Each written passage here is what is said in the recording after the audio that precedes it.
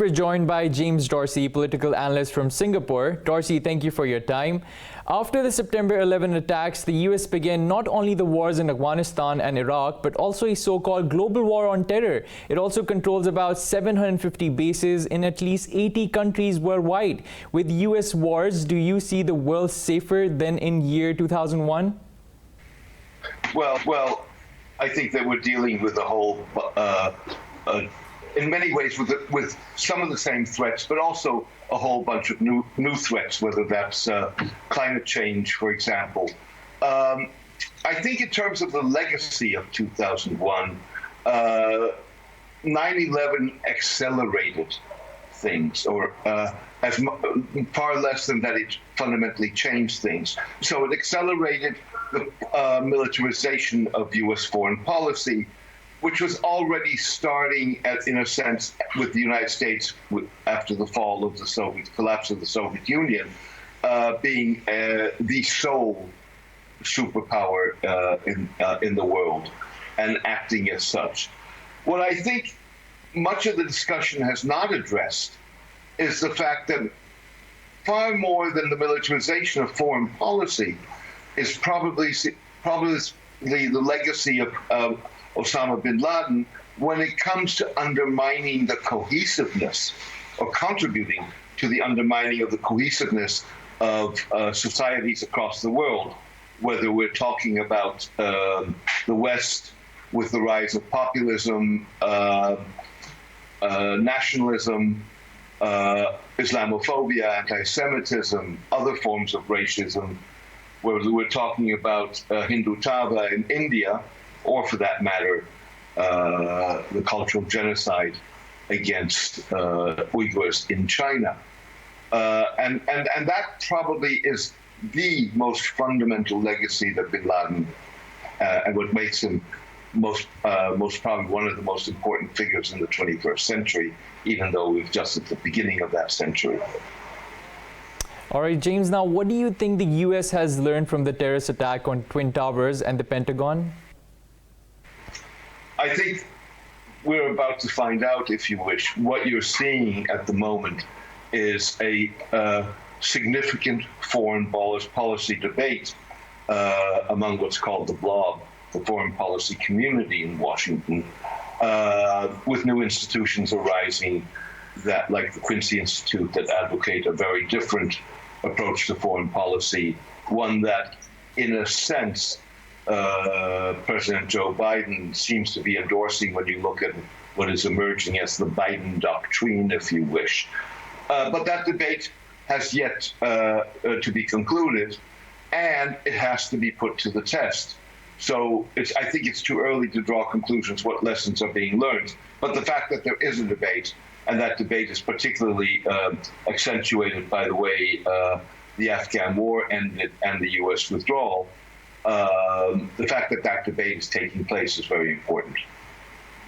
All right. Now, has the U.S. defeated Al-Qaeda war after its longest war in Afghanistan?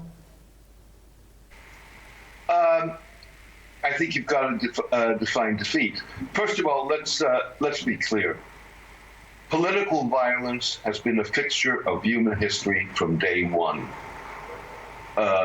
So you can question the sensibility of the war on terror, and it will be a fixture of human history. So the issue with political violence is not ending it; it's containing it, it's preventing it, which really means that you're talking about looking at what drives people towards political violence and addressing those issues. When it comes to Al-Qaeda, Al-Qaeda essentially has a different strategy, and that is where you see the difference between Al-Qaeda on the one hand and the Islamic State on the other.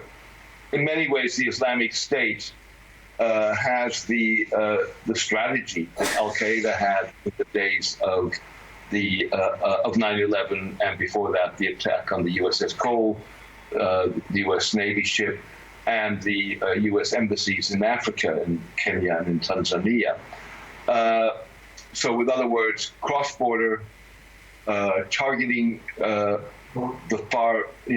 far away from where you are, U.S. targets or the kind of attacks that we saw in Europe up until 2017, and for which now you have the trials going on in both Paris and Brussels. And on the other hand, Al-Qaeda, which has a much more long-term strategy and is much more today about building grassroots, building community, winning trust through good governance, and then moving to a phase where it employs political violence on a grander scale again. Right. So what do you think, how should America celebrate this anniversary of 9/11 attacks after its withdrawal from Afghanistan? Look, I think that it's obviously correct for the United States to honor the memories of those who were killed, the victims of 9/11. And it's fair to honor the sacrifices that the U.S. military, for good or for bad, it was politicians that took decisions, not the military. But the military paid a price certainly in terms of blood, but also in terms of treasure. And I think that's something one should honor, whether or not one agrees with the strategy. And I think, the debate that I was mentioning earlier that's taking place about U.S. foreign policy is another way of honoring 9/11 and looking at Afghanistan and obviously Iraq. Let me just say one thing, which I think is very important.